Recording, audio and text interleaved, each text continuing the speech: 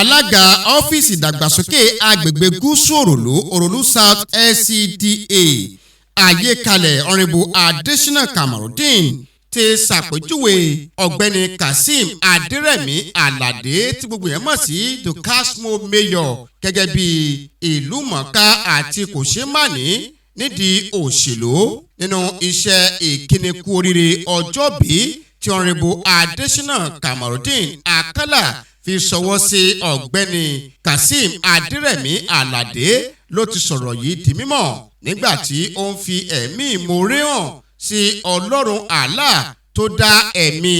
Kazeem Aderemi Alade sí láti rí àyájọ́ ọjọ́ tí wọ́n kan omi ayé sí lẹ́nu ní Honorable Adesina Kamorudeen tí gbogbo èèyàn mọ̀ sí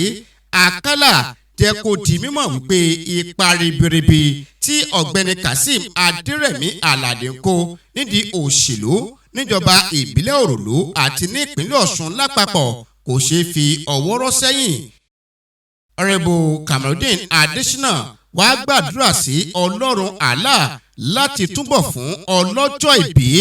Kazeem Aderemi Alade to KASMO ní ẹ̀mí gígùn lọ́nà tí yóò túbọ̀ fi máa wúlò fún ara rẹ̀, ìdílé rẹ̀, ìjọba ìbílẹ̀ Òròlú